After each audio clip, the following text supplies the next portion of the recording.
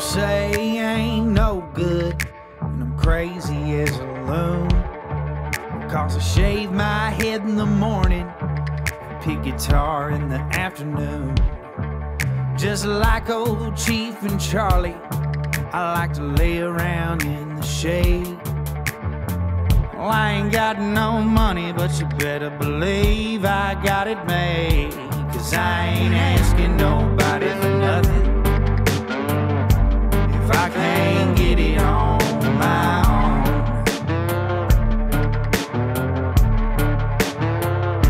If you don't like the way I'm living, just leave this bald-headed country boy alone. So before we get started today, I just want to tell y'all, listeners, I heard you. You said it, the ad's too long at the beginning of the show, so we're going to space them out. You're only going to hear some now, then you hear some in the middle, so don't be bothered when you hear me pop up in the middle of your show today. Starting off for us is one of my friends. She started their own moonshine company. Let me tell you, I got a new favorite moonshine. Not only do I absolutely adore Sarah Blake, Blake now has a badass moonshine, and it's called Blake's Moonshine, and I am obsessed with it. They have this caramel apple delight, and if you are from the South or anywhere and it's like moonshine, but like real moonshine, like real good moonshine, y'all remember what that apple moonshine used to taste like? This right here is so damn close that it is ridiculous. You would have think there's some backwoods folks from down in South Georgia making this. It's so damn good. And you can try it right now. All you got to do is go to onlysarahblake.com, only S-A-R-A Blake.com, and you can order you some right now. And trust me, y'all know how much I like drinking and having a damn good time. I wouldn't be putting some alcohol on here that I didn't actually drink. So I got a bottle sitting on my desk right now. Thank you to Sarah and Matt for sending it to me, and thank y'all for being part of the Josh Terry podcast. Y'all please go check them out now, onlysarahblake.com, and get you some of this Blake Moonshine now. I want to give a special thank you to Project K9 Hero. Them and Cashman's Pub just came on to be a sponsor for us for an entire year. So if you guys love puppy dogs, if you guys love supporting our military and law enforcement, you guys need to go check out Project K9 Hero. Go make a donation. Go do whatever. Buy some gear to show your support. Thank you to Jason Johnson and also to my guy Ron at Cashman's Pub. Ron is opening up a couple other spots. He's already got the library in Macon, Georgia. And let me tell you, when we go out to Macon, that is where we pregame. We pregame at Cashman's. We have a good time. They got good food. They always got good music. And Ron is letting me bring some artists down there to play. So y'all do me a favor. If you're in Macon, Georgia, and you're looking for a spot to eat, go check out Cashman's Pub. If you're looking for a spot to get drunk and hang out with your friends, Cashman's Pub is the place to go. Special thank you to Mr. Blake over at Gerald Electric Company. Right here in Cochran, Georgia. They can handle all your commercial and industrial electrical construction and maintenance needs. This old fella came on middle of the month, so this ad ain't completely finished, but what's cool about it, they're right here out of Cochran, Georgia. It's a family-owned business, and they're going to be coming here in the next couple of days and actually doing an episode and telling you guys more about them and their company. So, y'all, please do me a favor and go check them out on all social media platforms and give them a call for any of your commercial and industrial electrical needs today. That's Gerald Electric Company. Ask for Blake. His phone number is 478-279-3308, and tell him you heard it right here on the Josh Terry podcast.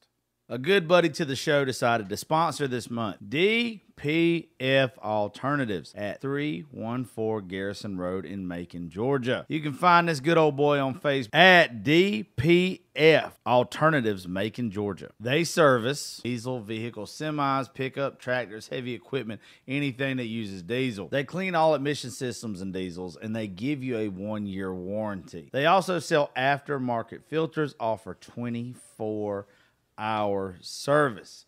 Look, my dad recently, this is how we got hooked up with these guys. My dad recently had to take his truck somewhere to get it serviced, and the guys over at DPF hooked us up, and we come to find out that he listened to the show because his sister had been on the show a lot.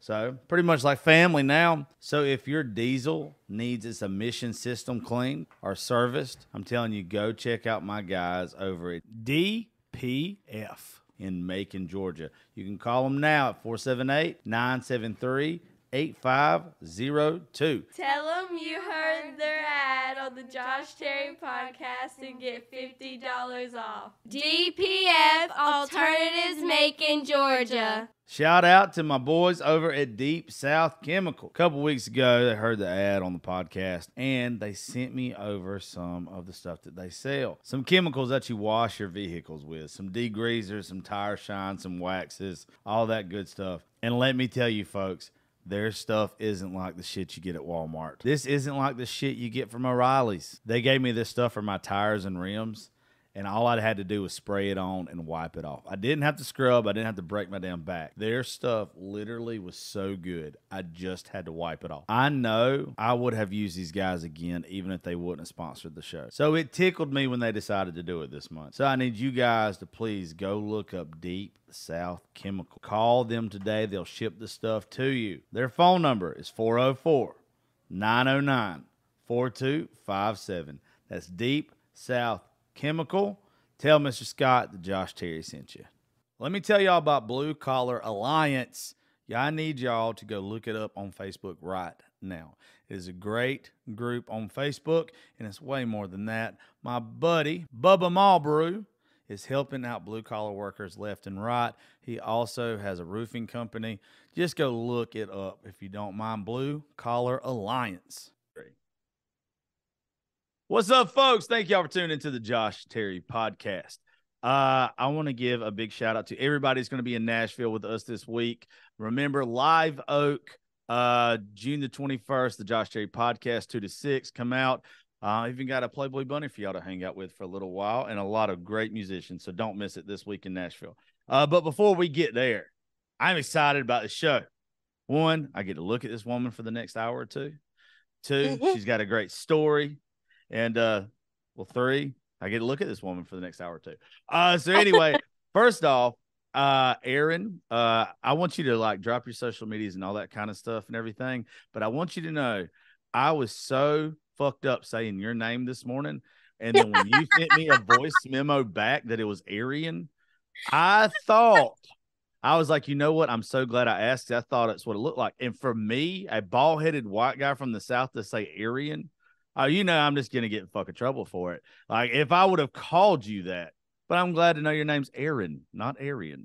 Yeah, so it's pronounced Aaryn. And the funny thing about that mispronunciation is I've only actually had one other person say it that way. And when I corrected them, I ended up in the holding cell when I was locked up.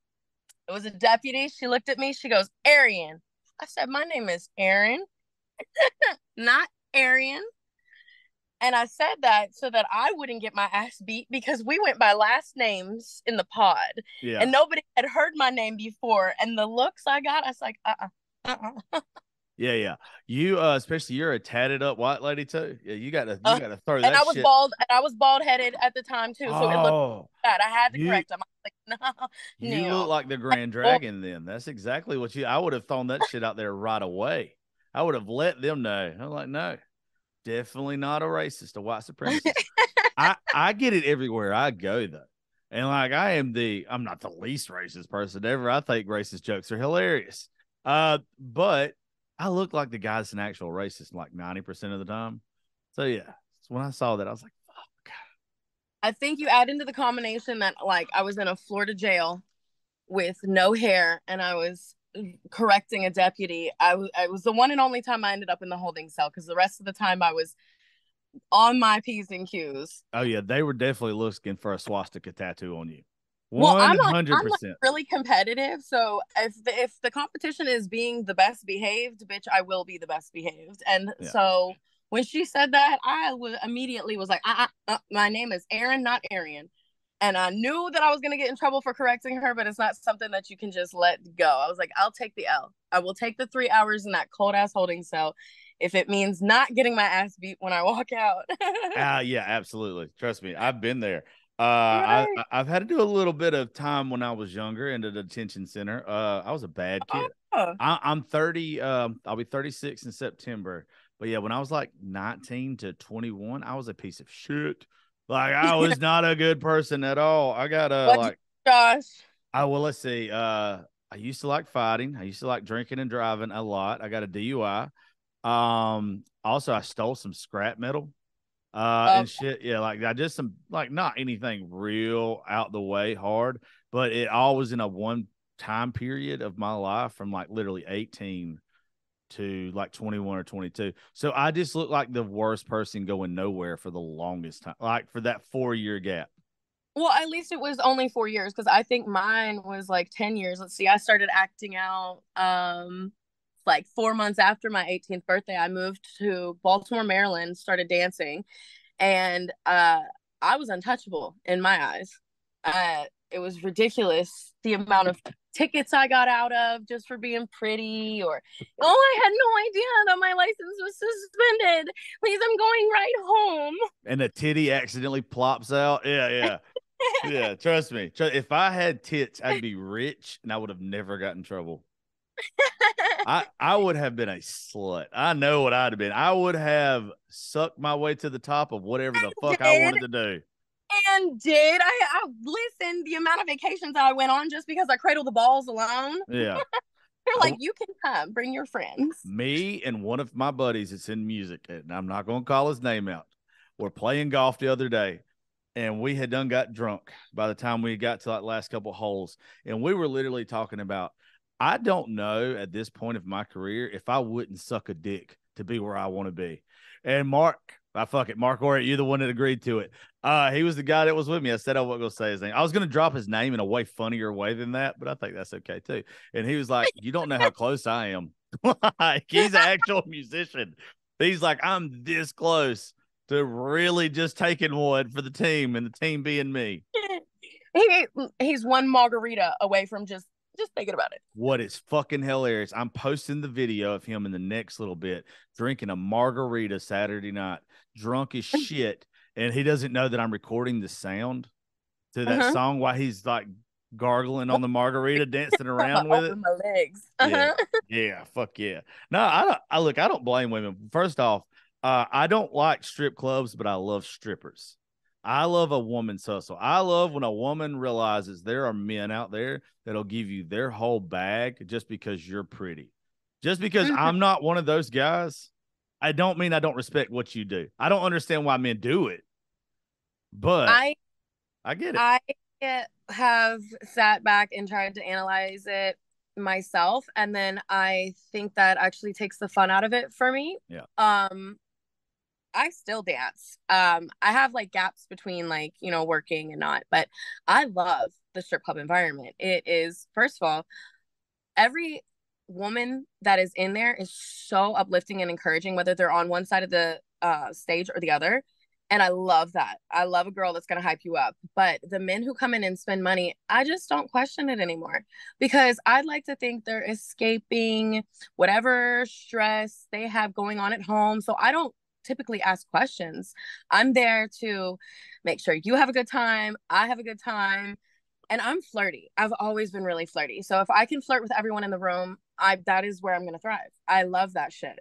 Yeah, there's nothing wrong with it. I respect it. I also respect the fact that the money is drug in itself, though. Like making money like that. Oh yeah. Off of being complimented. Yeah. Well, I wouldn't know what the fuck that was like, but I imagine that's pretty wonderful too. No, nobody's paying me to take my clothes off. Oh, yes. I actually had someone pay me to keep my clothes on when I was a very early stripper, because he had a power like kink, very well-to-do man. I was dancing in DC at the time at a strip club called Good Guys. And he was very well known for coming in, but he had never done anything like that before. Yeah. And they're sitting there putting money on the stage being like, come on, just take your top off. And I was like, unless you can pay me $600 a set like this man just did to keep my clothes on, I'm not budging, not taking a thing off. I've had men pay to lick the dirt off of my feet. Like they want me to dance on stage, like do a full set on stage, no shoes. I know you're gagging. I did too, because I was like, what? But I got $500 just for that. And then a champagne room. And mind you, I was 19, 20 at the time. So this was more money than I'd ever seen in my entire life. The guy who wanted to lick the dirt off my feet, we were in West Virginia, and so the champagne room was literally just like a sheet and a curtain in the back room. And I sat, and he was like, I want you to record it. And I was like, okay, grandpa. Okay. And I just flash on, watch this old man lick the dirt off my feet for the money he gave me. And something about it was like, yes, yeah, I like that. Not necessarily the act, but like I enjoy the dominance of it. Oh God, yes. Yes. Yeah, me and you wouldn't get along at all. Absolutely not. So I'm like a brat. I am absolutely a brat. So I can identify a true alpha male from a beta, but like there are men out there that can get me to that subservient place too. Like I'm not always on top. I like to be ragdoll, but I'm talking about work and money wise. Yeah. Oh yeah. I fucking own you. Well, that's one of the things that my shit. That's one of the things that I've found common with so many women that have done this show, and it's just fucking funny to me now because you're just another one that just loves that dominant role when it comes to business. When it comes to money, yeah, like there's a couple of them that have done it. Tawny and Sarah, well, mainly Tawny. And she was talking about how she just loves just fucking putting somebody in their place on all her stuff. And I'm like, I've been fucking trying to get women not to put me in my place my whole life. I don't fucking understand it. Are you good? Take your time. Once again, everybody knows when they listen to the show, there's going to be pauses for some shit. I mean, usually so we can take a shot or, go take a smoke break or something like that in the middle of an episode. But yeah, we can always stop for whatever you need to. Right. I got a 2-year-old at home. Oh, you good. Make sure you take care of that youngin'. We'll be fine. We'll get through this. But yeah, so it's just been funny to me that most of the women, as the way that y'all treat men for business, it's all the same. And I love it. It does absolutely nothing for me, but I love it. I think it's cool what y'all do and how you fucking just make so much money off of morons. Yeah. There is definitely an ebb and flow to it as well. Like, I take mental breaks from it because I don't always want to be in that role. Yeah. There are times where it is extremely validating and, like more than just the money. It's like everything that is incorporated in it. You just feel good about yourself. And then there are times where you just don't. And so like I honor that part where I need to take that break, but I think about money all the time. So it's just opportunities, and most of those opportunities come from men. And so yeah. Yeah, I don't think I like that when people, like, one of the things I try to do is take the taboo out of it, because you get so many fucking assholes. And they want to put people down like you or some other folks we've had on the show and everything. And it's like, the main reason why is because you probably can't make the money that they do doing what they do.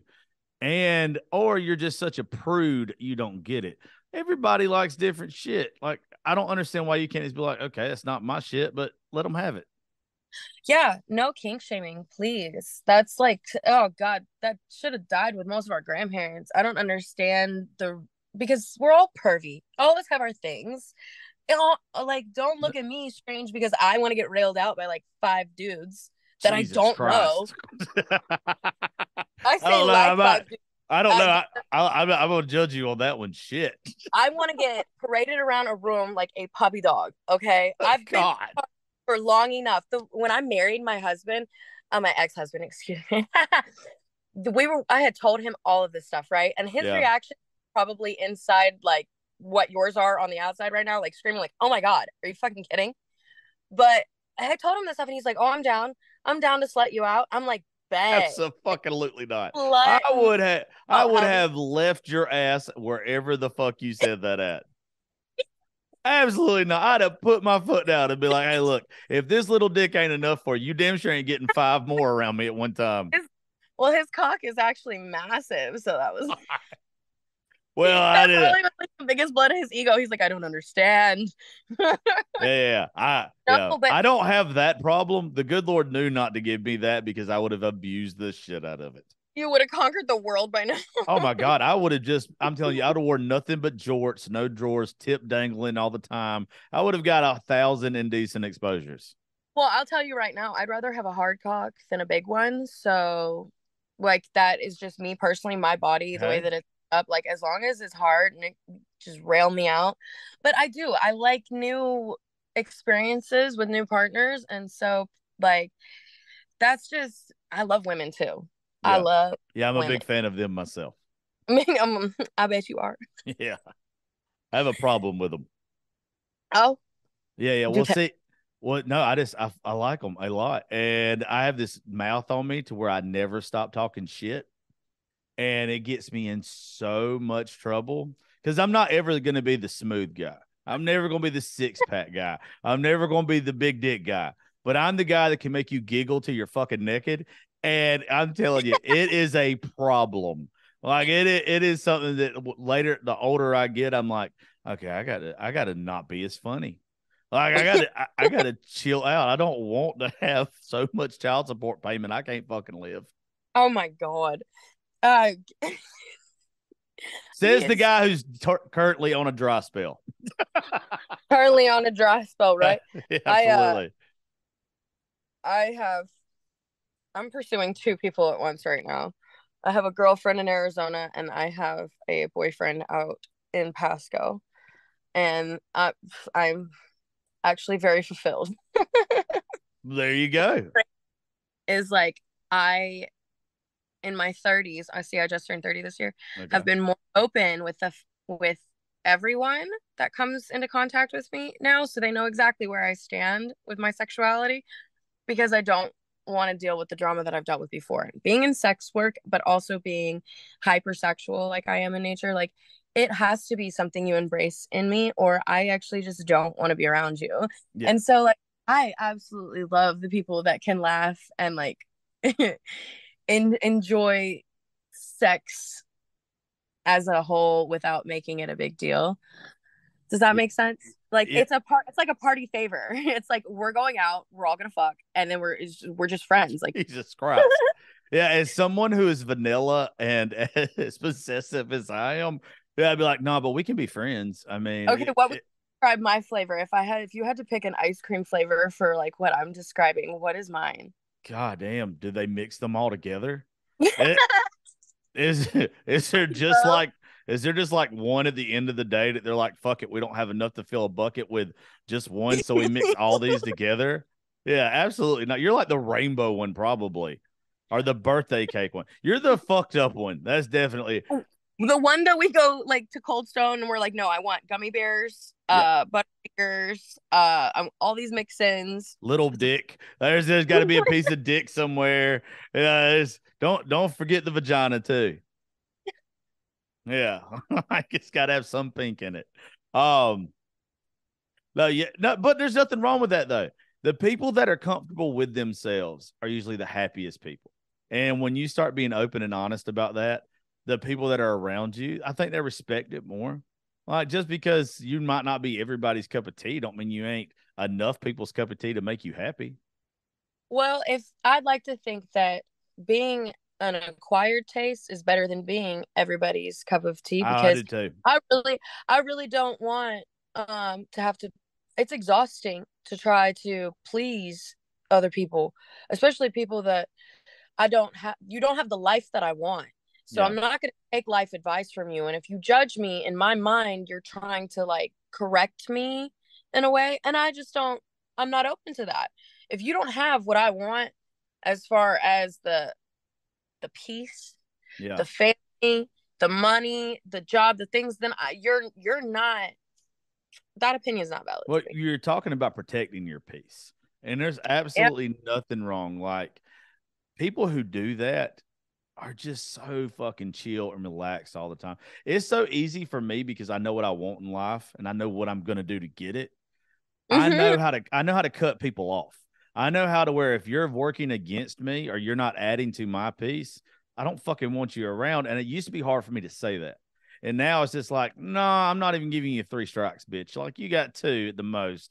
And the second you take away from everything I'm building or just my mental health, you can get the fuck on the road. I don't care who you are. Boundaries, and that is huge. I have recently been talking a lot to my following about establishing boundaries because it's something that I have been, I wouldn't say like canceled for, but I've had a lot of situations recently where I've been very clear with my communication to the point of like, how could you not know that this is who I am and this is what is acceptable and not? And um, I'm not going to get in trouble for my reactions to you crossing those lines anymore.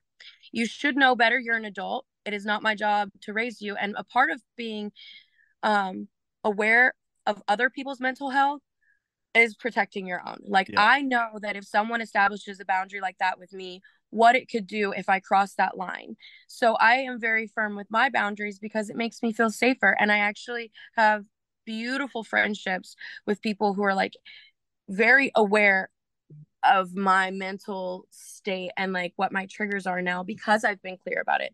There are going to be people who get mad when you enforce the boundaries that you have set in place because everyone expects you to make boundaries, but not everybody expects you to keep them. They always Absolutely. think that they're the exception somehow. And you'll find your true people, your true tribe, in the ones that are like, hey, I actually respect that you said that this is who you are and you're showing me this is who you are. And those are the people that are going to love you through everything, even the bad days. Yeah, when you stop making yourself uncomfortable to make other people comfortable, like you really get your real people around you, and folks really get who you are at that point. Everybody goes through this period of their life where they don't really know who they are, and they just allow whoever in their life. But usually, as soon as you find out who you are and exactly what you want, you cut out everything working against you, and life just gets so much more peaceful. It does. There's a lot of peace that comes from understanding yourself better. And then the vibrations change. People talk about, oh, it's a Oh, vibe. you basic white bitch! Good God, I They hate I do. hate the vibration shit. What? It's a vibe. What a vibe. Jesus Christ. I'm so freaking serious though. I have had days where I've woken up and just like, oh, fuck this day. And the day really fucked me. Yeah. And I have woken up and been like, oh, this day is trying to fuck me, man, but I'm going to lubricate it. Well, there's never been a We time. enjoy it, bitch. We're not Well, going in dry. And my day ends up better because I changed the vibe straight up. well, I hate the vibe shit, but you're not wrong. Because one of the things I like to preach to people about is you've never had a negative day and acting negative about that day made it positive. Exactly. Yeah, like if you wake up and your day's just shit, take a deep breath and be like, you know what, I'm going to make the most out of this day. And the next thing you know, just because your outlook and everything, your day's so much better because you didn't let it beat your ass. Exactly. It's kind of cheesy to describe it as the silver lining, but it is. You find the good in the bad and it actually makes it better. Yep. If all you're doing is highlighting the negative in an already shitty situation, I don't think there's not a damn person out there that has improved their situation by doing that. Not a damn one. It leaves you feeling sorry for yourself way longer than you need to. And you end up with a ring around your ass from sitting on a pity pot longer than you should have. Absolutely. Me and my daughter have a saying between the two of us is attitude is everything. And it literally is. It's people don't understand how easy it is just to fall into a hole of negativity. If you never, and I used to probably be bad about it too, but now it's just like, fuck it.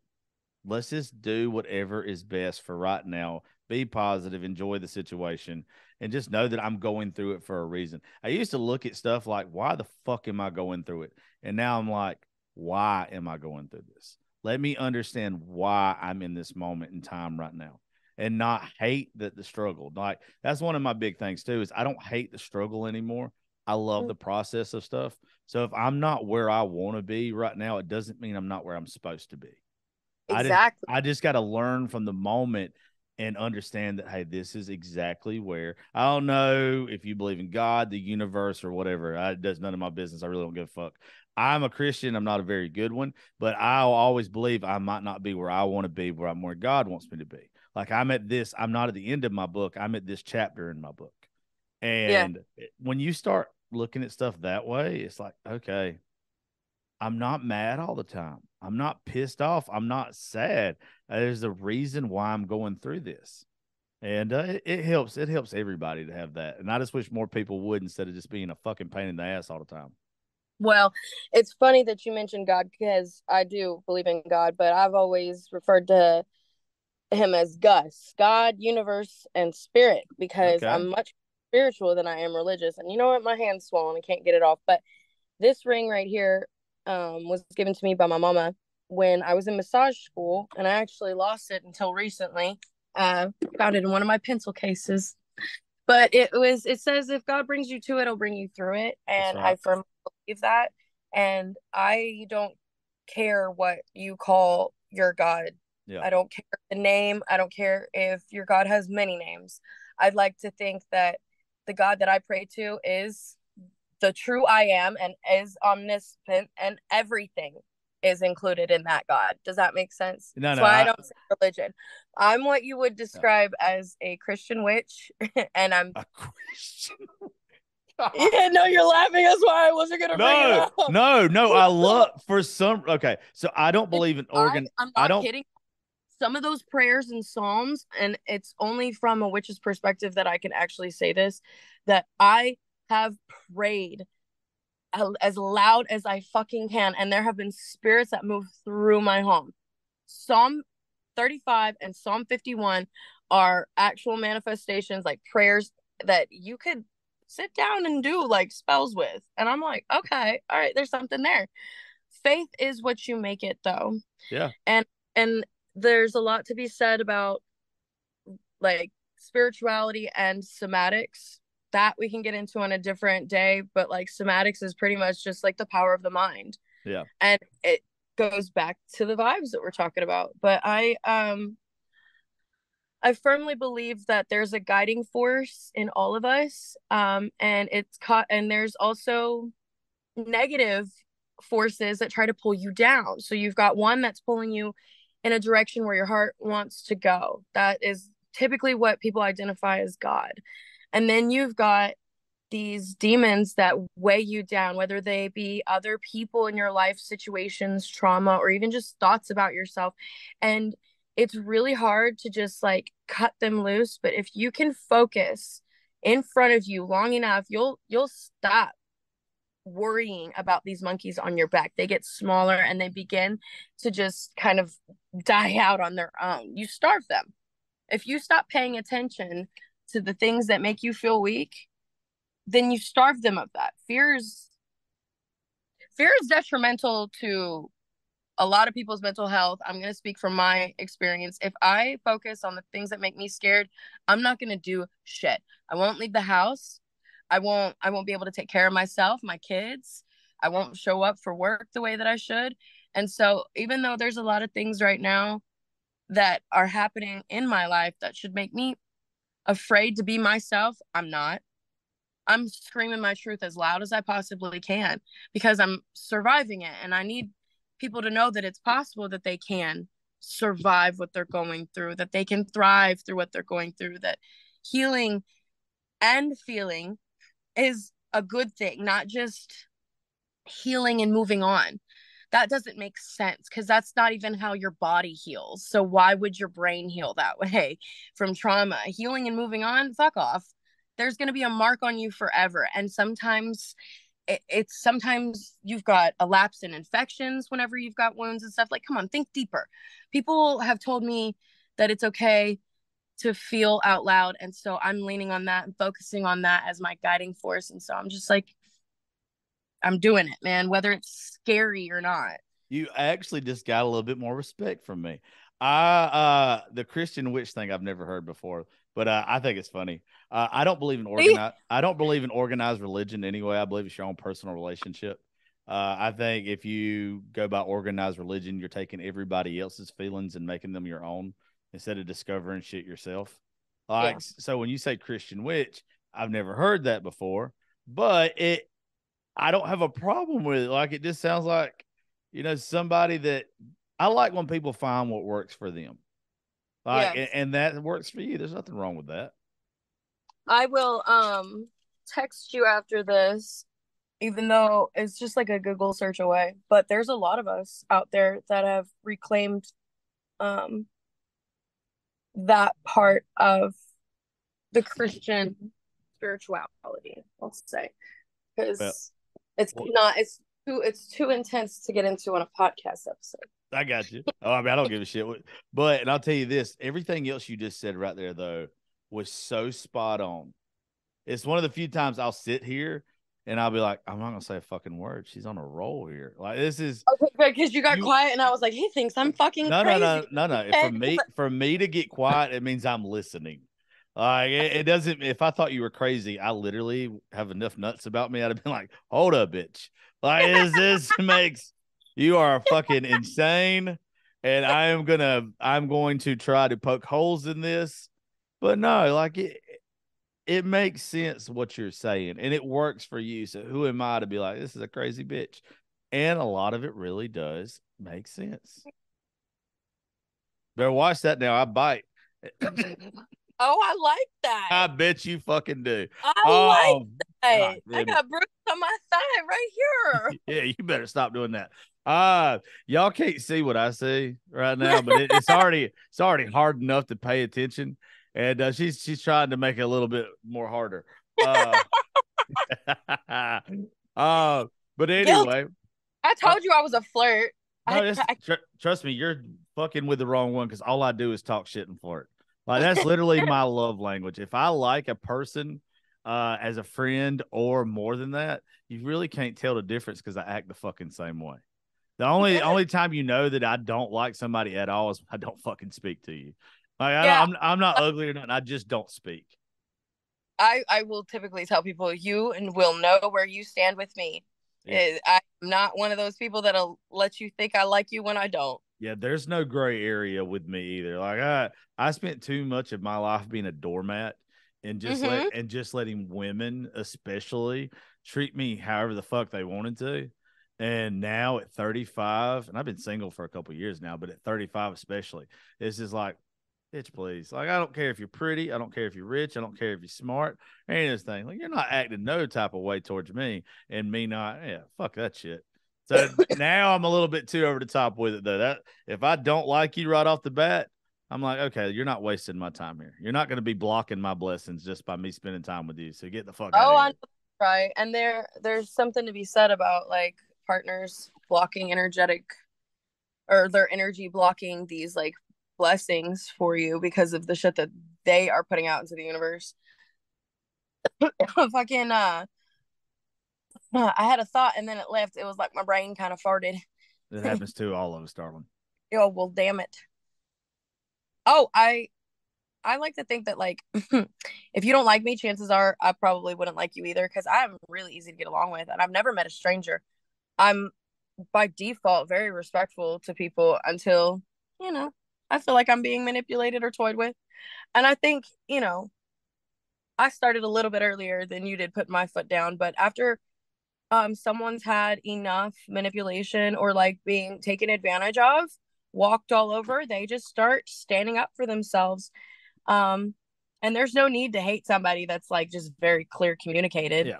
Well, a lot of people want to say that is a weakness, that you're like that, but I don't think it's at all. Some people want to say you're cold. I don't think it's that either. I think that it's showing strength. I think it's showing that you know who the fuck you are, what you're going to take and what you're not going to take, and who you're going to put up with and who you're not. And why wouldn't people look at that as, oh, damn, this person knows what they want? You don't have to wonder where you stand with them. You don't have to go back and forth wishy-washy or anything like that. It's like, if this person's talking to me, they're getting the realest, genuine version of me.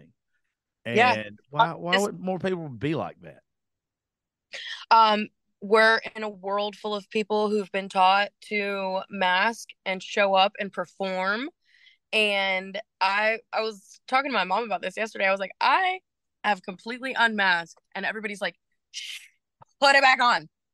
Put it back on. And in a world full of other people doing that, I'm seeking out the ones who are brave enough to take their masks off too, because it's beautiful to see real people out there. I have had some of the best experiences in the last like 8 months meeting people because I'm making a choice to be authentic. They're also comfortable enough to be authentic. So you get to really know people, you know? Yeah. So You what we you do, set the example for what you're willing to accept out of friends absolutely. and relationships. So you set the standard. So when you meet them and you are a whole person, it's going to disturb some people, and that's okay because they're not ready to meet you where you're at. That's not something that you can really fault anyone for, but you'll know. Yeah, so one of the things that we do is we travel like once a month to go record shows. So like later tonight we're leaving to go to Nashville for a week to record, in Montgomery to record some with some artists and stuff.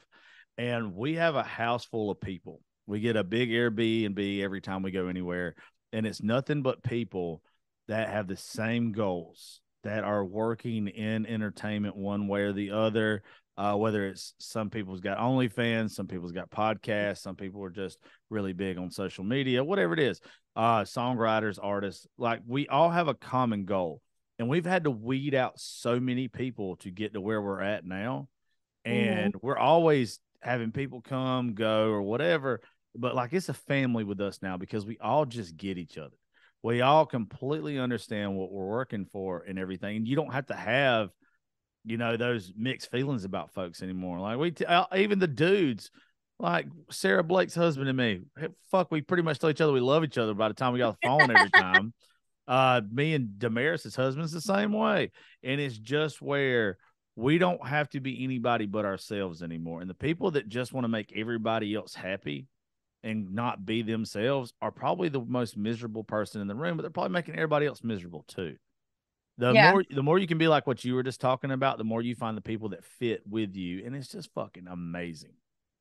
it is. And I feel like it honors a part of like our everybody's inner child. Oh, basic white girl Oh, shit I no again. no. I am a man child through and through. Yeah, The inner child shit. No, trust me, being an inner I child will keep I'm you young a firm forever. believer that like if you haven't grown up by 40, you don't have to. And Yeah, I'm whatever. In my mind, I'm 40. I'm 30 years old, but I'm already there. Fuck you. I'm never growing up.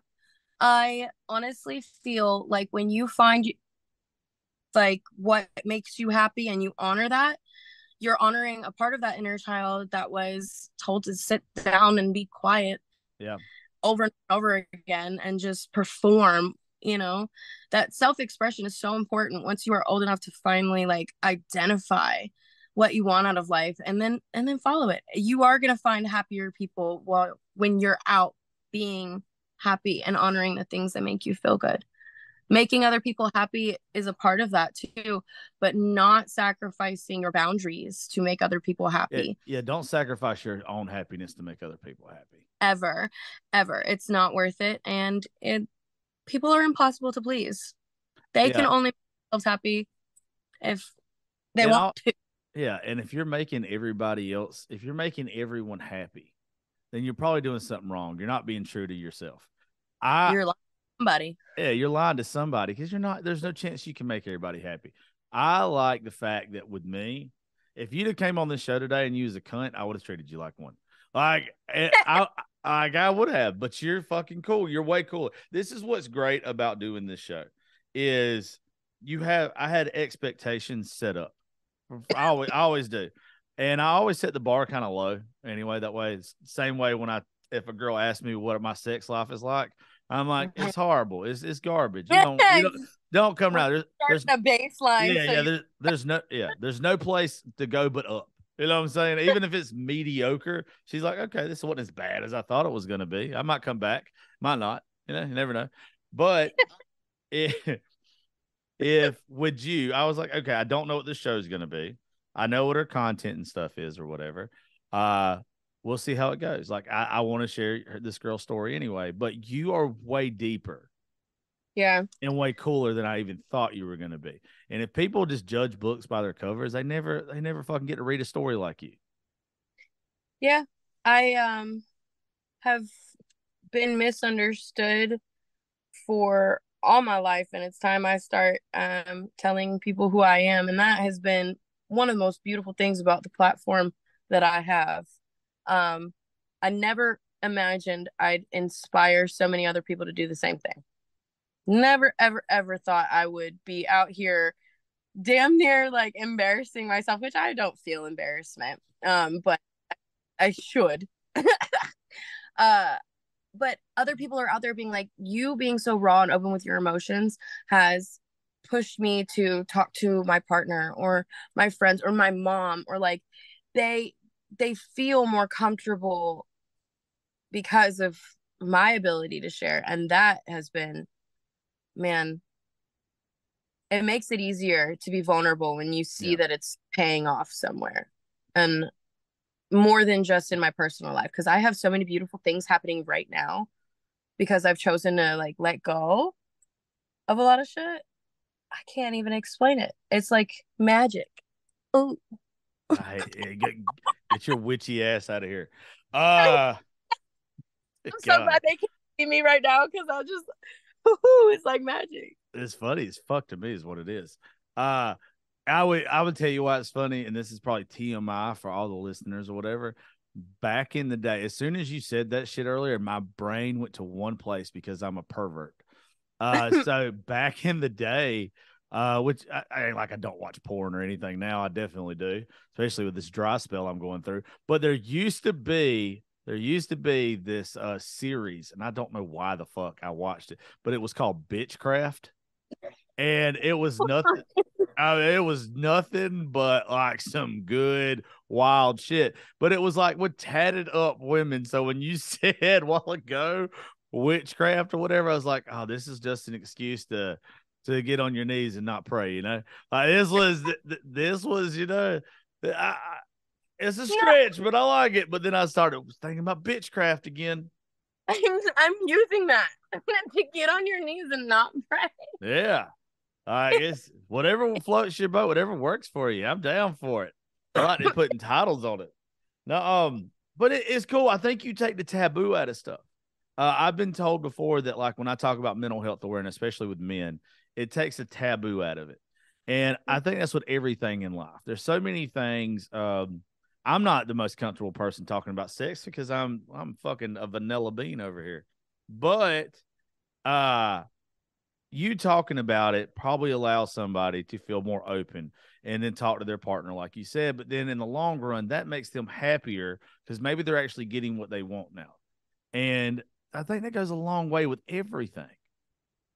It does. I've also felt like just having the correspondence that I do with my fans has opened up a lot of safe spaces for people to make hard decisions lately. The women that I talk to on my social media or on like the device that I have for my fans, it's like it's beautiful to watch them make these giant leaps in their lives, because they're like, okay, I'm holding on to you, or like, you know, our conversation the other day inspired me to do this, and I'm like, I'm here.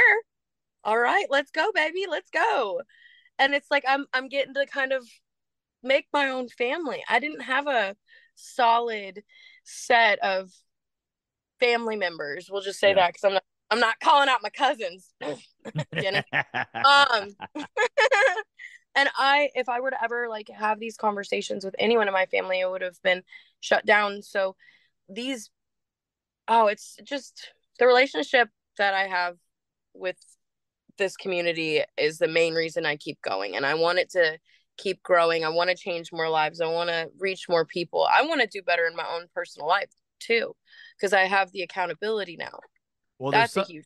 Well, there's something to be said about the family you get to pick. It's something, because it literally is your driving force. I'm all about creativity drives creativity, love drives love. What you surround yourself with is what you're going to evolve into.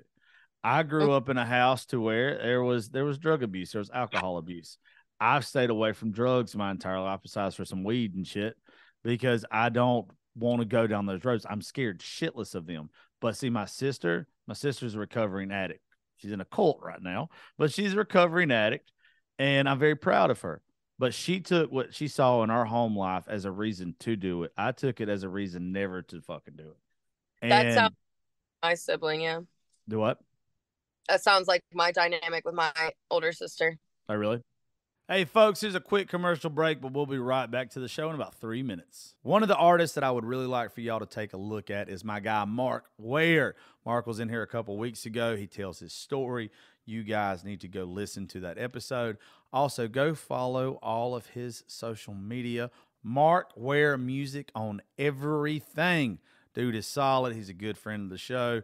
Go look him up now. Mark Ware Music. Let me tell you about my girl, Miss Erica, with Crooked W Consulting.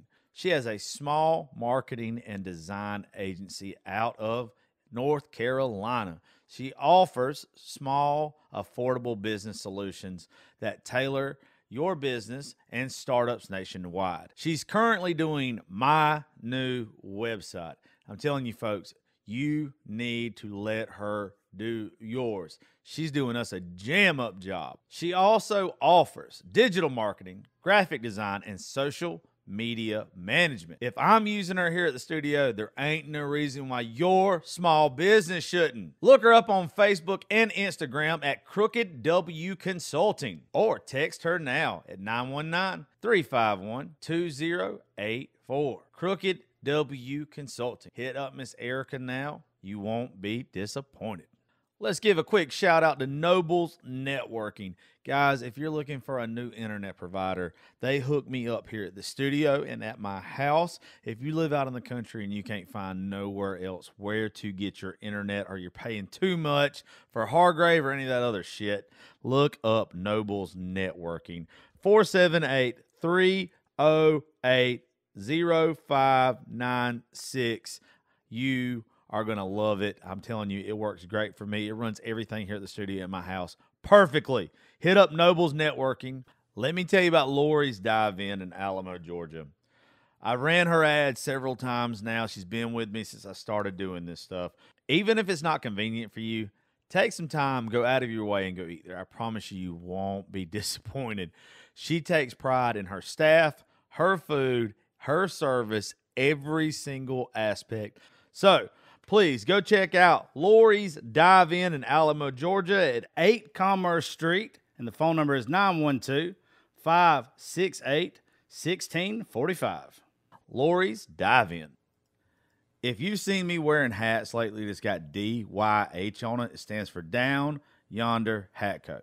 Seth Bazemore, a buddy of mine, he owns that company, and he has sent me some of their hats. And let me tell you, I love them. I've worn them in a lot of my stuff lately, and I plan on wearing them a lot more. I've showed them to some of my friends. He has a startup business, and I'm telling you guys, you would absolutely love them. So do me a favor. Go right now to his Instagram at Down Yonder Hat Co. Check them out. They also have a website, downyonderhatco.com. Order some stuff from them and tag them on Instagram.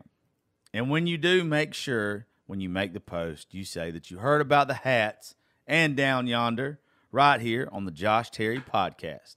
Now, let's get to the show. Mm-hmm.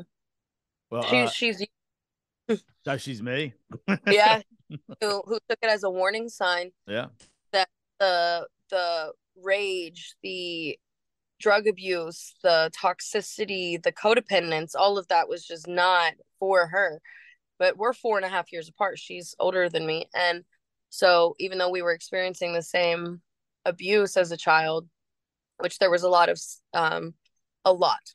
sexual abuse, and it hit her differently than it hit me. And so I had a mother who was disassociating because of the trauma she was enduring, and a very let me just check the box kind of personality. And then I had a dad who was just outrageous with his emotions and just angry. And I more or less started to cope the way my father did in my early years, because that was what fed those dopamine centers in my brain. I tell people my first drug of choice was rage, because that's what got me into a lot of trouble.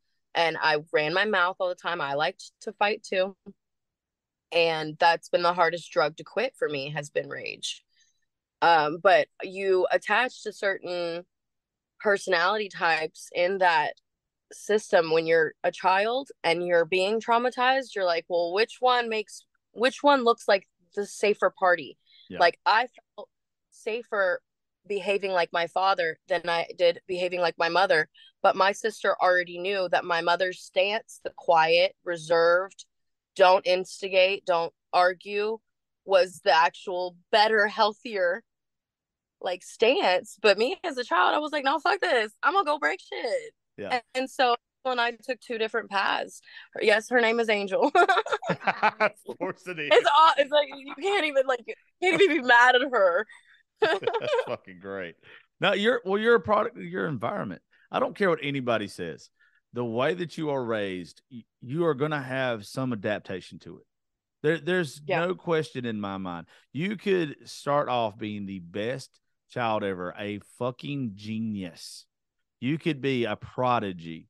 And the way that you are brought up is the person that you are going to be. Now, do I think at 35 years old, I should blame all my trauma and stuff on my family? No. I actually look at it now like I'm glad I went through that because it made me who I am. I'll never know the roads that actually kept me off of. I know the roads that got me on, and some of those I regret ever going down, but I'll guarantee you would have never regretted. I would have been so sorry and miserable if I went on those other roads, and they kept me off of that shit. So like, it's my job as a parent now and as a person with my friends and everything like that is to learn from the bad and never do the bad, right? But even take some of it and realize this was fucking horrible. This was just the worst. But it made me know not to do something now. So is it really that fucking bad if you have that perspective on it? If you learned something, yeah. I think your little sayings are absolutely wonderful. You don't know anything about the roads that it kept you off of. And I think that there's something to be said about learning from other people's mistakes as well. It takes a certain kind of intelligence to see the behavior patterns in other people in the first place, and then to learn from those behavior patterns because you see the results not good. Well, your home life is just like genetics to me. To where you pass down an alcoholic gene. I don't think you can pass down an alcoholic gene. I think you can watch behavior. I think you watch behavioral patterns so much to where something becomes normal to you that is not normal to anybody else. Like there are people, and I know you said this a while ago. I never experienced sexual abuse as a child, but there are so many, and I'm sorry that you ever went through that or anybody's listening to this ever went through this. But there are so many cases to where someone was abused as a child.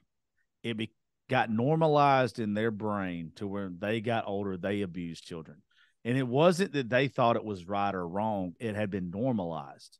And it's a cycle. So it takes something at some point in time to say, I'm breaking this generational curse, whatever you want to fucking call it. I'm stopping it right here. That's like with me with my drinking. I like to drink. I like to have a fucking good time. I like to party. But I know what an alcoholic is, and I know what a social drinker is.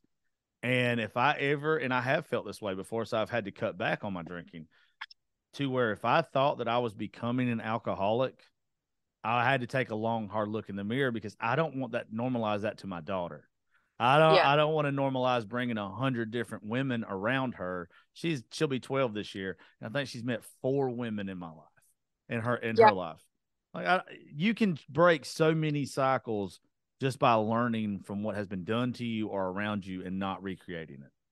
Exactly. I think that is the reason why I started analyzing kind of the family trauma tree, and it was never to lay blame or be like, oh, I got this behavior from that person, so I don't have to be accountable for what comes from it. And that's so far from the truth. It's like I want to identify the like trickle down, and where the behaviors started like in the family tree from what we all experience, because I'd like to think that most of my family has trauma, they just aren't aware of it yet. And I want to break that cycle with my children. There's a lot of things that my mom kind of looks at me weird because I co-parent with my mama and have for 5 years now.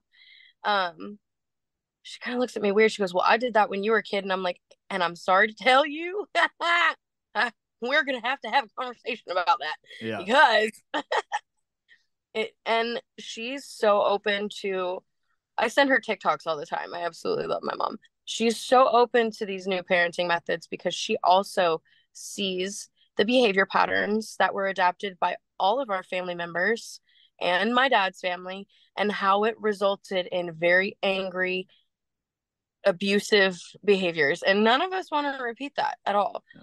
It's part of the reason why, like, my ex and I just were not going to be compatible long term, was because we couldn't parent together. And there was too much happening in that dynamic as far as miscommunication, that I didn't want my son to pick up on that and be like, this is a normal way to treat people, because it's not.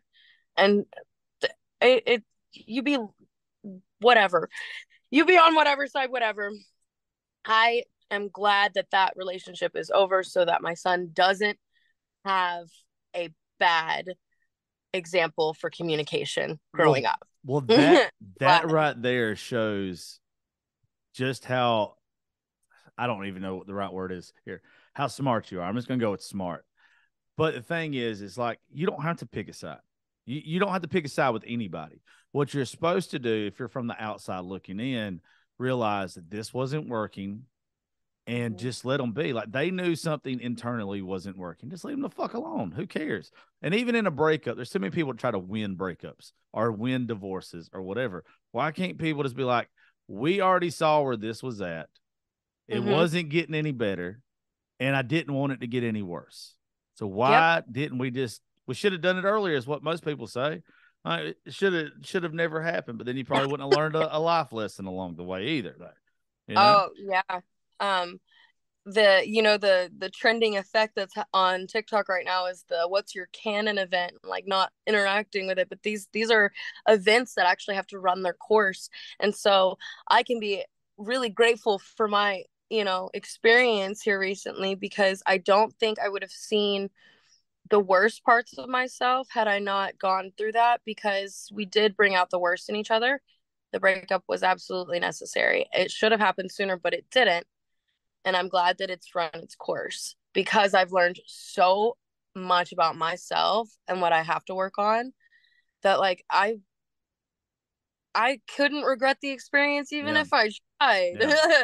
I really couldn't. I'm so grateful for all of it. Well, you definitely don't understand the pain or the situation until you get on the other side of the pain. Until the pain is gone. How many times have you went through something, and the second that it stopped hurting, or the second that there was reasoning to it in your head that you could justify what happened, how many times has that happened that you look back and was like, oh, I hate this, I regret this? It's never that. It might be like, I wish I wouldn't have had to go through it, but now I understand it and I value it. You may never truly understand the why of what you went through, but you can totally see what you gained from it. And it's beautiful looking back on experiences where there's this, like, I have to look it up to like speak properly on it, but I think it's called like the law of reduction. But it's an energy law where like you reduce things of lower quality so that you can have something smaller, more concentrated with better quality energy. And it's like taking out the bad so you can make room for the good, even if it looks like less. Yeah. Sometimes less is more. Absolutely. Well, you only have so much room. You only have so much room on your fucking plate.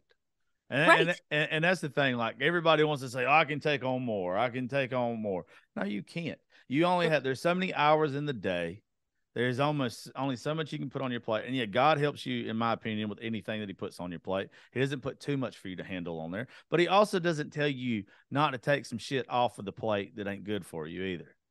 Well, I know that in my experience, if my higher power and my God didn't actually give me more than I could handle, my dumbass wouldn't have even asked for his help.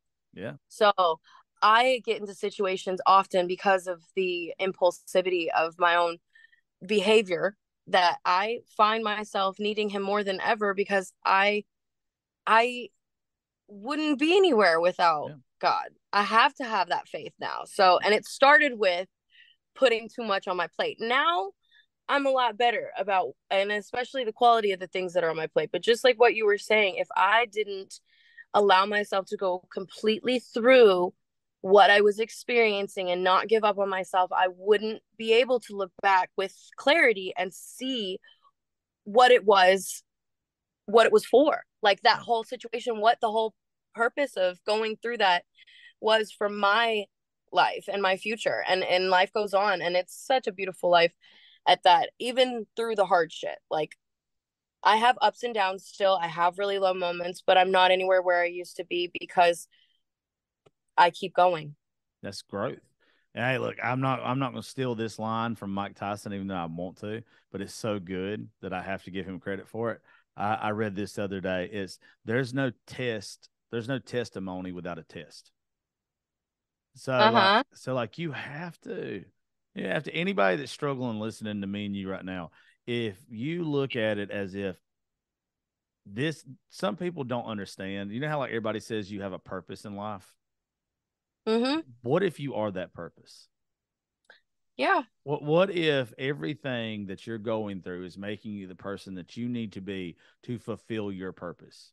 Instead of somebody being like, my purpose is to be a lawyer, my purpose is to be the doctor. What if life is literally giving you an education and what your purpose is right fucking now? If you look at it that way, you're never going to have a fucking bad day, and you're going to make so much more sense out of the stuff that don't make sense in life. Oh yeah. It's a peaceful place to get to whenever you can look at what you're going through and be like, no, this makes sense.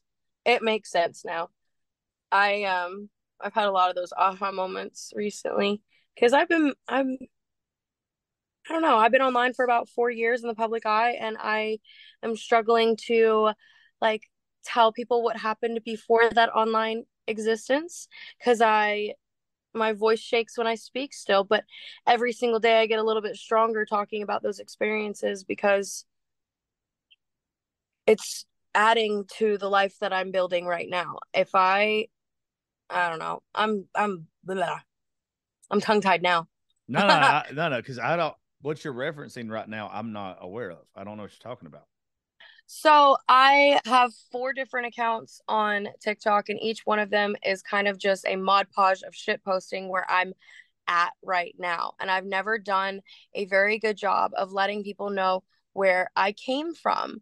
And so that's been my focus right now, is to slowly start opening up these earlier chapters of my life so that it starts making sense as to where I'm at in my healing journey and why I am the way that I am, but why I choose to process out loud.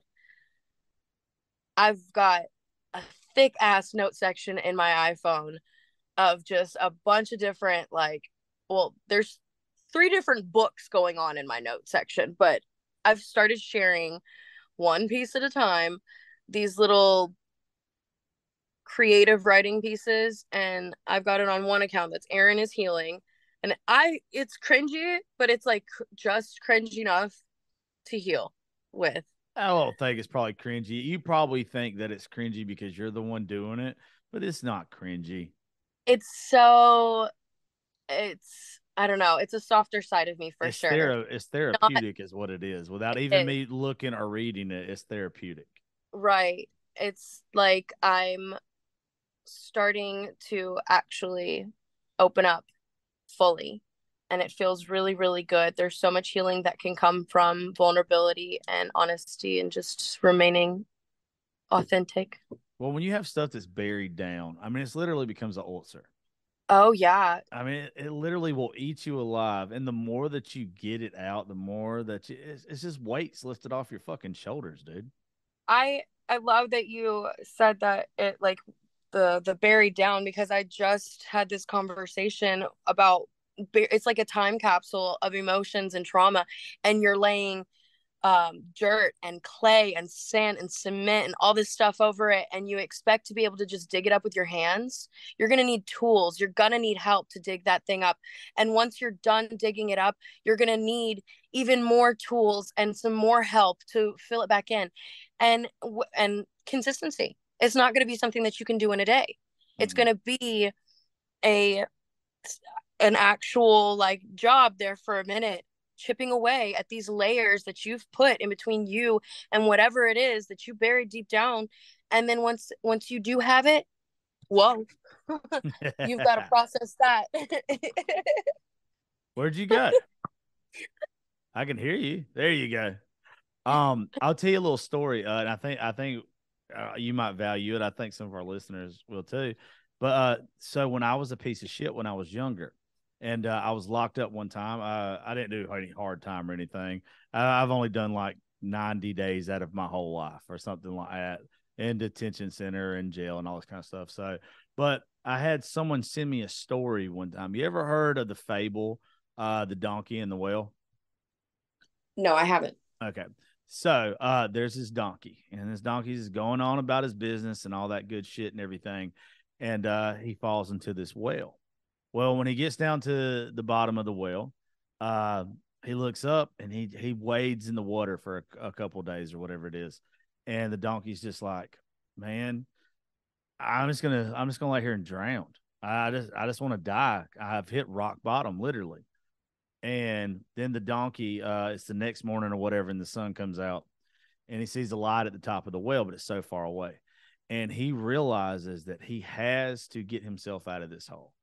So he starts clawing at the side of the well until the bricks that built the well ended up being his platform to get out.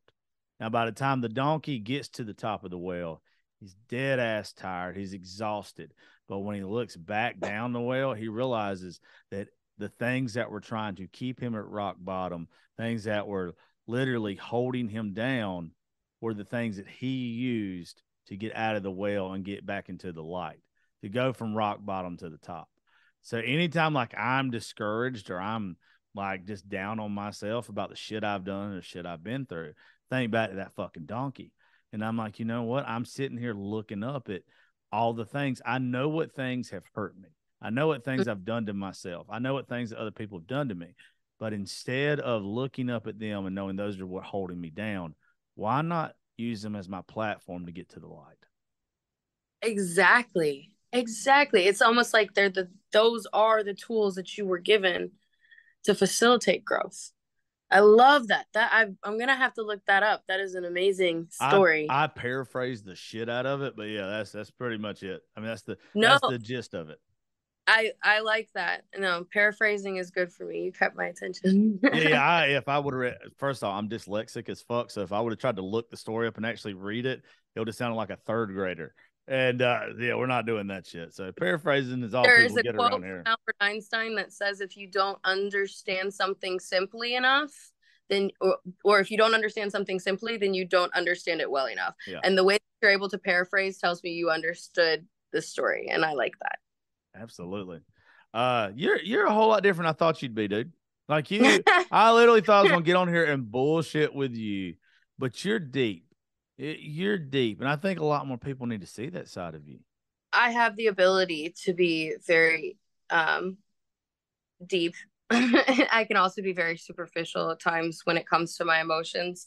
I enjoy deep conversations more. Me too. Because that means that we're connecting, and I like that. Yeah. So like now it validates the first message or the message I sent you like on Instagram was like, I want to hear your story. I think you're more than just ass and tits. Like, thank you. And it makes me feel better that you actually are. Like it makes me feel better that you do have substance to you and that you are different. There's a lot of shit there. Thank you. Yeah, I'd like to think so too. And I love that you gave me this opportunity. It was so cool. I was like, okay, I've had seen you comment before and you're like, I'm not the type to beg. I was like, I won't make you. I don't. Well, like you can just see it on some people. You can just tell, like, and I don't mean this is like I knew you had a fucked up childhood or anything. Like, I didn't mean like that. You can just see that people have been through shit. And when you see that somebody's been through some shit, when you find out that, hey, this person is not scared of opening up. Like that's what I like, not just for like, because it gets downloads and it gets streams and all this type of shit. But there's somebody out there that's gonna look at you today and they're gonna be like, this bitch is making it with everything she's been through. Why can't I? Why can't I put the right foot forward? See, I'm a big believer. I actually kind of coined this phrase because I didn't find anybody else that said it yet. There are preachers in this world and there's warriors in this world. I'm a warrior. Like, I'm supposed to be battle scarred. I'm supposed to be broken. I'm supposed to get my ass whooped, but still get back up because of my faith. And like, that's what I like to put out into the world. Is how you ain't got to be perfect. What if you're living exactly how you're supposed to? And the way that I always kind of look at that too is, if I keep getting little rewards from life, it's killing me. I'm on the right track. If I'm getting some signs or whatever, I might not be where I want to be. But honestly, I don't know if I want to get where I want to be, because then you're at the end of the fucking journey and you got to start over. Oh yeah. There have been times too where like I'll just use my massage school as an example. There have been times where like I've been this close to that dream, and it's the route that I've taken in life has completely changed, whether it was because of something that I did or because of some unavoidable, like, universal thing.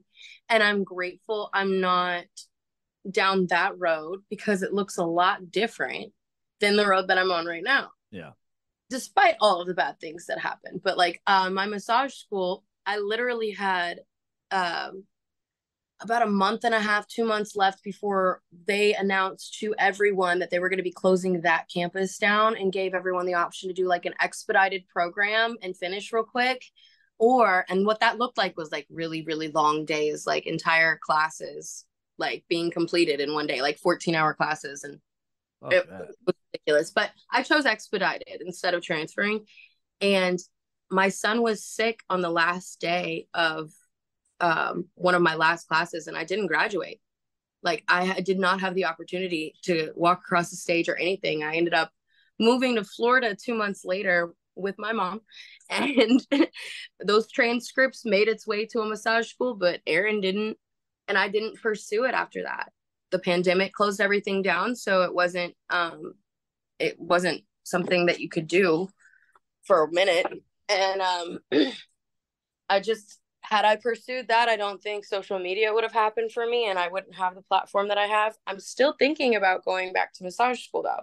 So it's like I'm picking up that dream and putting it back, but on this road instead of, okay. No, I get what you're saying. I get what you're saying. No, you can always revisit dreams. You ain't gotta just because you're where you're at now.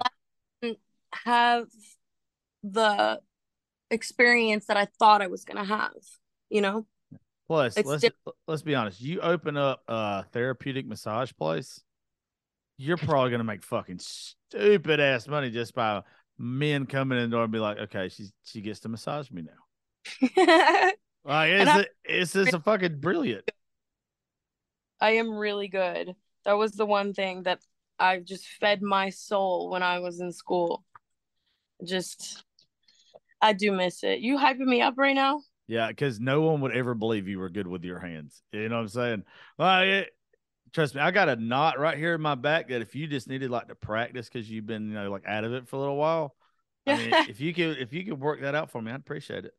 I have my table already set up. I bet you do. Already. Oh, that's fucking funny to me.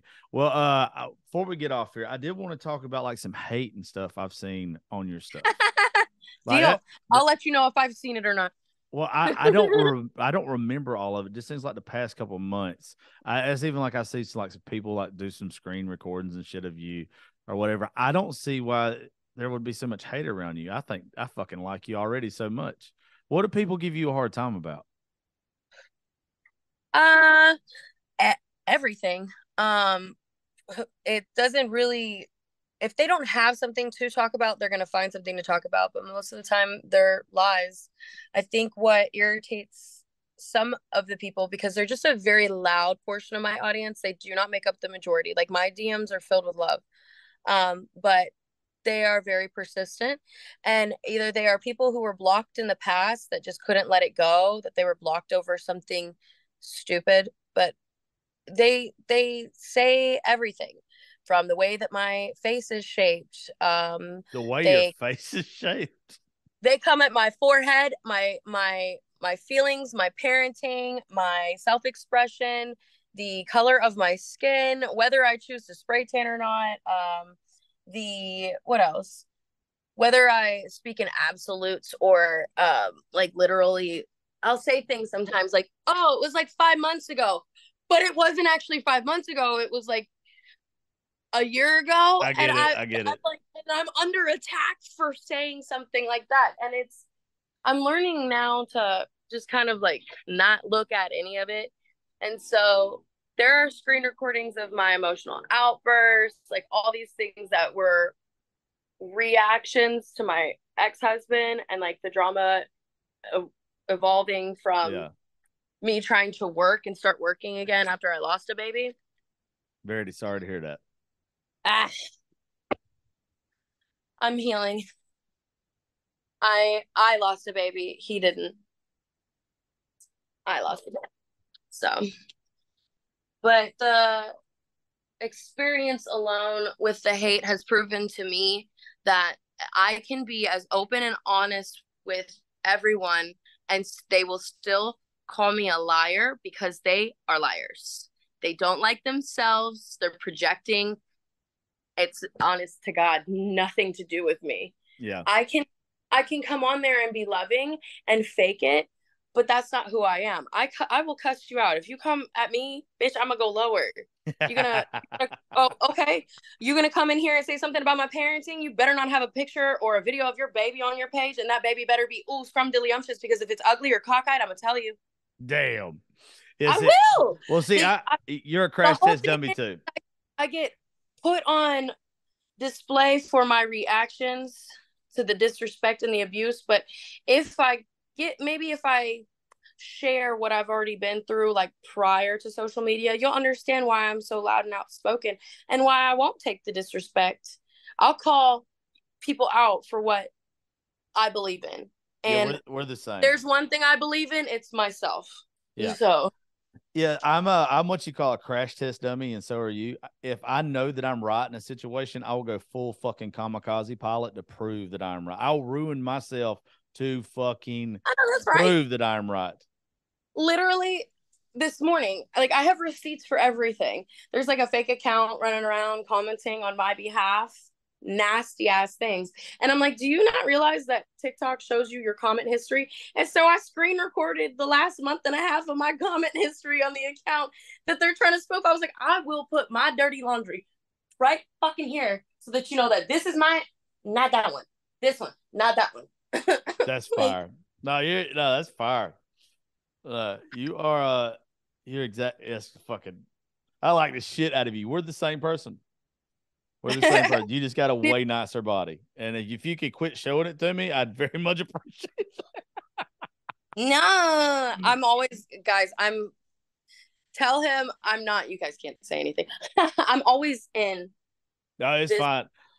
But like little bikini type thing. I'm half naked every day of my life. There's nothing wrong with that. See, the joke with a lot of well, not a lot. There's only a few of y'all, but so I've never subscribed to anybody's OnlyFans or anything like that. Like, I just will not do it, because if I do one person's, I'm gonna have to do fucking everybody. So I've just stayed the fuck away from it. And also, I'm cocky enough to think that I could probably still pull some of y'all in the right circumstance. So it's like, I'm not gonna pay for this. I'm just not going to. And that's very arrogant and dickheadish of me, but it's just how I feel. And you're entitled. You're totally entitled to that. Yeah. You're on a short list.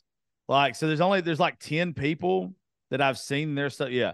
That was what the joke I was going to tell you. There's like 10 of y'all that if I was ever going to buy one, you would be on the list though. Listen, I've been really like, inactive the last month, but I have so many things planned the next month. I have 2 new people that I'm working with, and I'm just really excited to get back to it because I'm finally mentally That's good. ready. And it's just been I'm horny just thinking about it. But I'm glad that I'm on your short list. Oh, yeah, me too. Well, darling, this was a lot of fun. Before we get off here, drop your social media handle so everybody can go look you up. And if you got anything coming up, tell them to look out for it. Absolutely. So you can find me on Instagram under the username Slitherpuss. Let me spell it for you. Your face, is it really Slitherpuss? It's Slitherpuss. I know. Didn't realize I fucking followed. I have a hard time pronouncing that one too. Yeah. I did not realize that was your Instagram. It is. So Slither is with an I though. SLITHER and then Puss PVSS. And yeah, that's I don't think they're gonna have a hard time spelling that one. I think once you get to Slither, it comes up, or even if you just type in Aaryn, AARYN, it should come up. But for God forbid you Google me, please don't ever Google me. Yeah.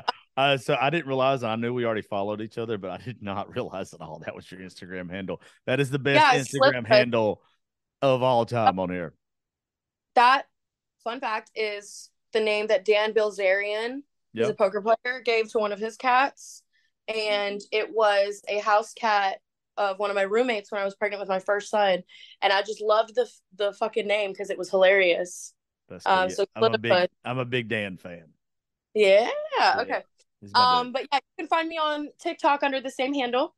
And I've got a beacon link that has everything else kind of attached to it in the bios of both of those accounts. So you can find my Twitter, my OF, everything through there. And yeah. Well, cool. Well, thank you for hanging out with me for a little bit. And, I just hope you have a good day. And anytime you want to come back on or hang out, just let us know. Absolutely. All right. Well, thank you to every one of y'all for listening to the Josh Terry podcast. I will see y'all later.